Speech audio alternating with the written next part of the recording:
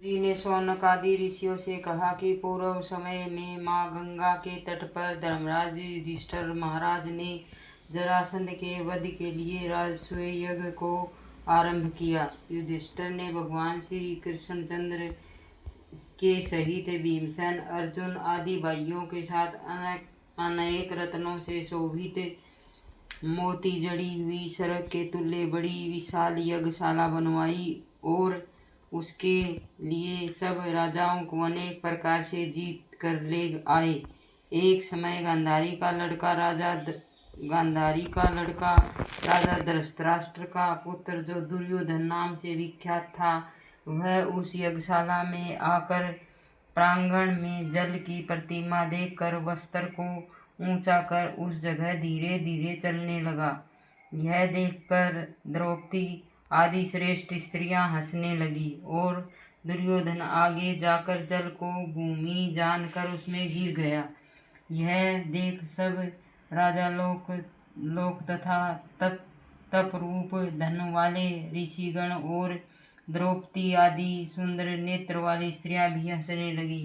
यह देख महाराजाधिराज दुर्योधन अत्यंत क्रोधित होकर अपने मामा शकुनी के साथ अपने राज्य में जाने के लिए उद्यत हुआ।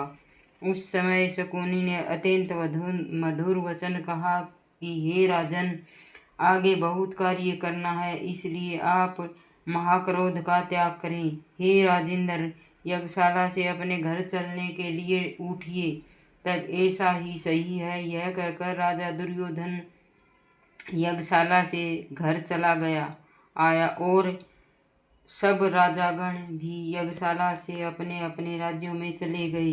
तदंतर दुर्योधन ने राजा के साथ देहली हस्तिनापुर जाकर राजा पांडु के श्रेष्ठ पुत्र युधिष्ठिर, भीमसेन, अर्जुन आदि को बुलाकर अपने राज्य में प्रसन्न होकर जुआ खेलने लगा। उस समय उस जुए में नहीं है छल, जिनमें ऐसे पांडवों का संपूर्ण धन और राज्याधिक जीत लिए। तदंतर भ्राताओं के सहित युधिष्ठिर महान विपत्तियों को प्राप्त हो जंगलों के बीच वनचर जो बिलादिक हैं, उनके सदृश रहने लगे। पांडवों के इस समाचार को सुनकर श्री कृष्ण वहां आ गए।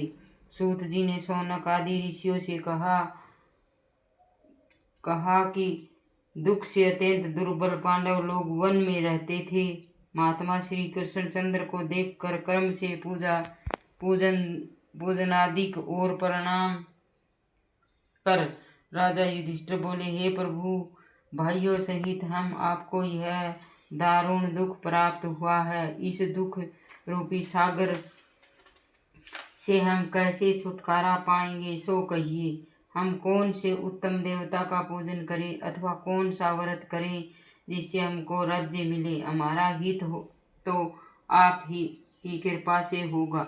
ऐसा सुनकर श्री कृष्ण बोले, हे युधिष्ठिर, पुरुष और स्त्रियों के समस्त पापों को नष्ट करने वाला अत्यंत उत्तम एक अनंत नामक व्रत है, जो भाद्रपद मास की शुक्ल पक्ष की चतुर्दशी तिथि को होता है। उस व्रत के अनुष्ठान मात्र से संपूर्ण पापों का नाश हो जाता है। ऐसा सुनकर राजा युधिष्ठिर ने कहा कि हे वासुदेव, आपने जो अनंत व्रत कहा है, सो क्या शेष नाग अथवा अनंत नाम के नक्षत्र का व्रत है, या अनंत पर ब्रह्मा का यह व्रत है? हे केशव, यह अनंत किस देवता का नाम है, सो सत्य सत्य कहिए।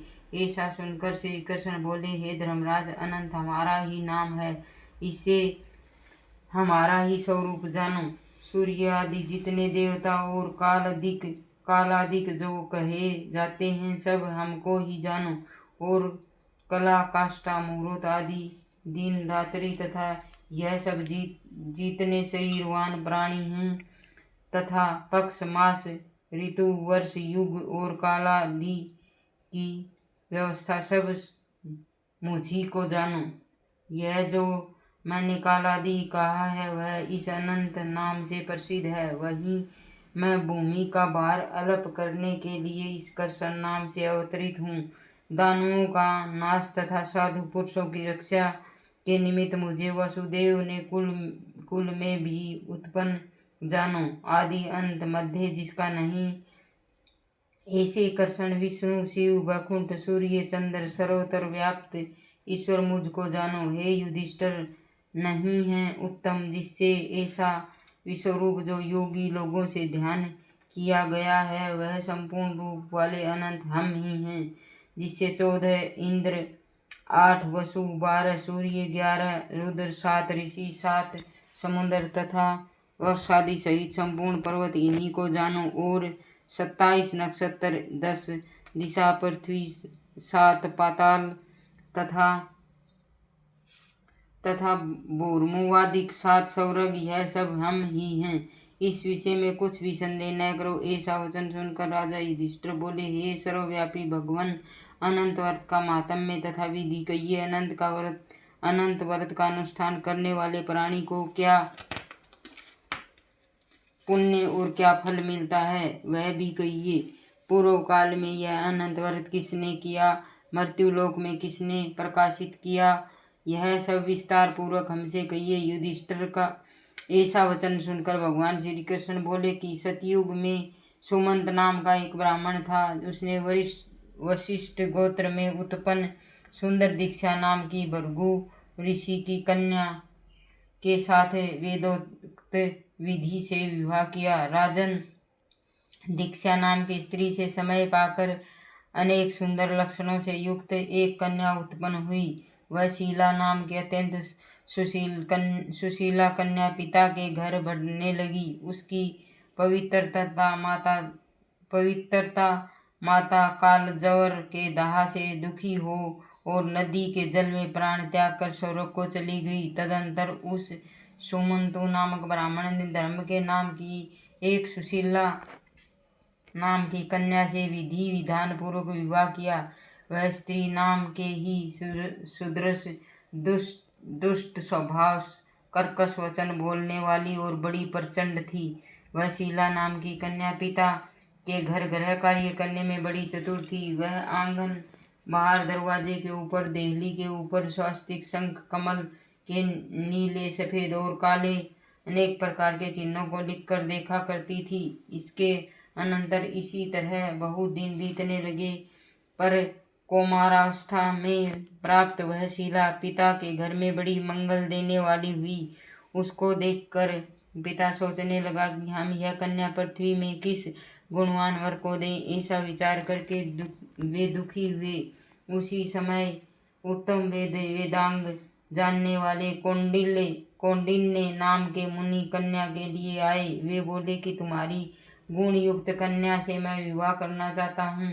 ऐसा सुनकर पिता ने शुभ दिनों में ब्राह्मणों में इंद्र कौंडिन्य मुनि को अपनी कन्या दे दी। श्री कृष्ण ने कहा कि हे धर्मराज, सुमंत ने वेद विधि से इसका विवाह कर दिया। उस समय वहां पर स्त्रियां गीत गाने लगी और ब्राह्मण लोग स्वचरित वाचन करने लगे, बंदी जय घोष करने लगे। इस प्रकार विवाह कर सुमंतु ब्राह्मण अपनी कर्कशा स्त्री से बोले, दामाद के संतोष के लिए कुछ द्रव्याधिक दहेज में देना चाहिए। ऐसा सुनकर वह कर्कशा क्रोध से घर की शोभा बिगाड़ कर संपूर्ण द्रव्याधिक पेटी में अच्छी तरह बंद कर दामाद से बोली, आप अपने घर जाइए, हमारे घर में कुछ भी द्रव्य नहीं है। यदि विश्वास न हो तो देख लीजिए। श्री कृष्ण ने कहा कि हे पार्थ, ऐसा सुनकर वे मुनि उदास हुए और वह कन्या भोजन से बचे हुए अनादि को मार्ग में खर्च करती गई। कौंडिन्य मुनि भी उस सुमंत की कन्या शीला को बैलगाड़ी पर बैठाकर सने सने चलने लगे। जाते जाते पुण्यदायक यमुना नदी को देखकर उसके किनारे रथ खड़ा कर शिष्यों को नियुक्त कर वे स्नान आदि संध्यादि करने गए। मध्याह्न के समय, भोजन का समय जाकर रथ से उतर नदी के किनारे उस शीला ने लाल वस्त्र पहने हुए स्त्रियों के झुंड को देखा। उन स्त्रियों के समूह को चतुर्दशी के दिन श्री जनार्दन भगवान का पूजन करते हुए देख उनके पास जा उन स्त्रियों से शीला धीरे से पूछने लगी, तुम लोग यह क्या कर रही हो? इस व्रत का क्या नाम है? ऐसा सुनकर शील ही है, श्रृंगार है जिसका ऐसी उस शीला से वे स्त्रियां बोली, यह अनंत का व्रत है, हम अनंत भगवान को ही पूजते हैं। ऐसा सुनकर शीला बोली कि मैं भी यह उत्तम व्रत करूंगी। इस अनंत व्रत की क्या विधि है और यह व्रत किस प्रकार है? इसमें क्या दान होता है? कौन देवता पूजे जाते हैं? सो मुझे कहो। ऐसा सुनकर वे स्त्रियां बोली कि हे शीले, उत्तम अन्न की प्रस्थ मात्र एक सेर लेकर मालपुआ आदि पकवान बनाकर आधा ब्राह्मण को देवे और आधा स्वयं भोजन करे। फिर कर्पणता न करते हुए शक्ति के अनुसार दक्षिणा देवे। यह व्रत नदी के तीर पर करें और भगवान हरि की कथा सुने। कुशा के शेष नाग को बनाकर बांस के पात्र में रखकर फिर स्नान कराकर मंडप के भीतर भगवान का सविधि पूजन करें। पूजा करते समय चंदन, पुष्प, धूप, दीप और अनेक प्रकार के नैवेद्य आदि मिष्ठान सहित रखें। उनके आगे मजबूत सूत का डोरा केसर चंदन रंग का 14 गांठ देकर बाएं हाथ में बांधे। प्रथम यह स्मरण है कि हे वासुदेव, नहीं है अंत है जिसका, ऐसे संसार रूपी महासागर में डूबे हुए मेरी इच्छा तरह उद्धार करो और अपने अनंत रूप में लीन करो। हे सूत्र रूपी अनंत भगवान, आपको बारंबार नमस्कार। ऐसा स्मरण कर सूत्र रूपी अनंत भगवान को बाएं हाथ में बांधकर चित हो भोजन करें। संसार रूपी अनंत नारायण भगवान का ध्यान तथा भोजन कर अपने घर जाएं। हे भद्रे, यह व्रत तुमसे कहा है। भगवान श्री कृष्ण युधिष्ठिर से बोले, हे राजेंद्र, प्रसन्नचित्त से ऐसा व्रत विधान सुनकर यह शीला भी सुंदर डोरा को हाथ में बांधे व्रत करने लगी। जैसे 14 गांठ देकर बाएं हाथ में बांधना कहा है, वैसा बांध कर अपने भोजन का आधा ब्राह्मण को देकर अवशिष्ट स्वयं खाकर फिर प्रसन्न हो पति के साथ बैलगाड़ी द्वारा अपने घर को गई। तब से उसका शुभ शकुनों पर विश्वास हो गया। यह अनंत व्रत करने से गोधन और धन धान्य से भरपूर घर हो गया। वह सोने से ग्रथित माणिक्य और मोतियों के हारों से भूषित और अतिथि पूजन में सर्वदा व्याकुल रहती थी। सुख से रहकर वह मणियुक्त करधनी तथा मोतियों की माला से अलंकृत घर में पति के साथ उत्तम वस्त्र पहने सावित्री के समान शोभित होने लगी। किसी समय पति ने बैठी हुई शीला के हाथ में बंधा हुआ सुंदर डोरा देखा और शीला से बोला कि हे शीले, डोरा क्या तूने मुझे वश में करने के लिए बांधा है? इसका कारण कहो। ऐसा सुनकर वह शीला बोली कि जिसके प्रसाद से संपूर्ण धन धान्य संपदा और मनुष्य को मिलती है, वही है आनंद हमने धारण किया है। भगवान श्री कृष्ण ने श्री लक्ष्मी के मद से अंधा होकर शीला के ब्राह्मण पति ने शीला के वचन सुनकर उसके बाह के डोरे को जल्दी से तोड़ दिया और अनंत कौन है ऐसा कहते हुए पाप कर्म करते हुए मूर्ख ने डोरा अग्नि की ज्वाला में डाल दिया। उधर शीला व्याकुल होकर हाहाकार करती हुई दौड़ी। उसने डोरे को लेकर दूध में डाल दिया। इस पाप कर्म से उसकी वह लक्ष्मी नष्ट होने लगी। गो आदि चोर ले गए, घर में आग लग गई और सब धन नष्ट हो गया। जिस तरह से धन आया उसी तरह से चला गया। इसी तरह कुटुंब में भी कलह होने लगा, भाइयों में लड़ाई होने लगी। अनंत को फेंकने के पाप से घर में दरिद्रता घुस गई। भगवान श्री कृष्ण ने कहा, हे युधिष्ठिर, उसके साथ संसार में कोई बातचीत नहीं करता। वह शरीर से अति संतप्त हो गया और मन से दुखी रहता। बड़े भारी दुख को पाकर कौंडिल्य मुनि ने अपनी पत्नी से कहा, हे शीले, एकाएक उत्पन्न कर उस शोक के कारण मैं दुखी हो गया और मेरा संपूर्ण धन नष्ट हो गया। स्वजनों से कलह होती है और मुझसे कोई बात नहीं करता। शरीर में नित्य जवर आदि ताप रहते हैं। चित्त में बड़ा ही खेद होता है, इसका कारण तुम जानती हो, कहो क्या उपाय है जिससे मेरा भाग्य अच्छा हो। ऐसा सुनकर शील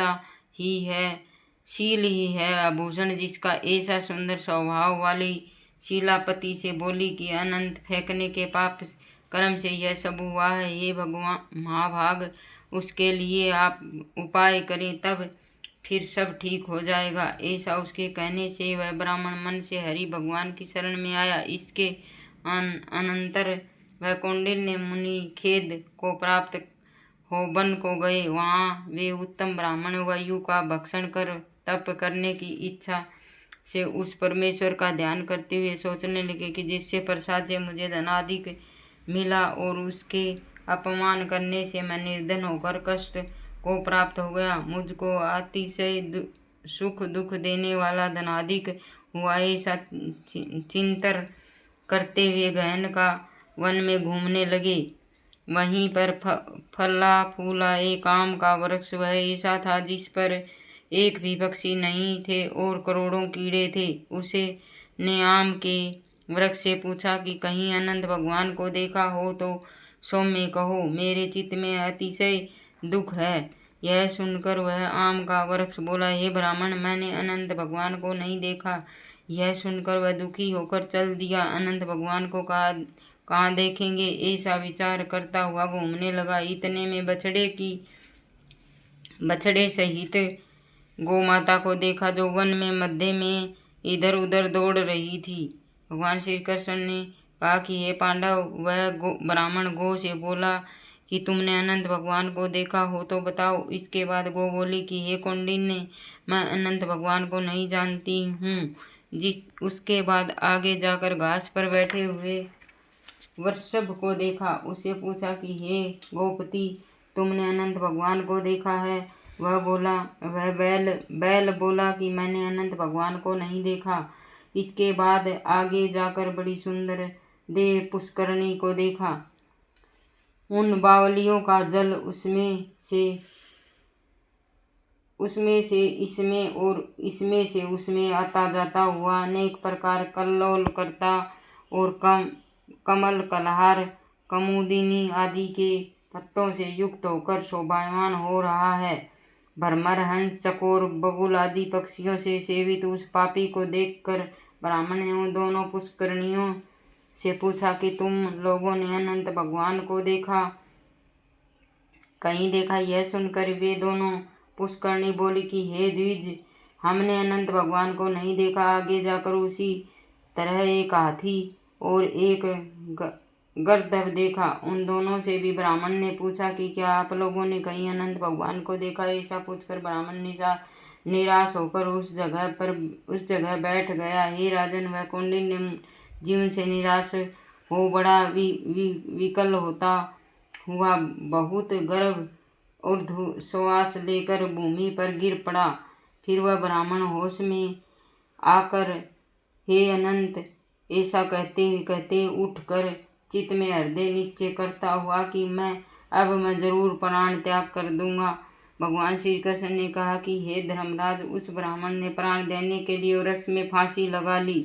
उस समय दयाद्र हृदय अनंत भगवान भी प्रत्यक्ष हो वृद्ध ब्राह्मण का रूप धारण कर बोले कि यहाँ आओ। यह कहकर उस कौंडिन्य का हाथ पकड़कर गुफा में ले गए।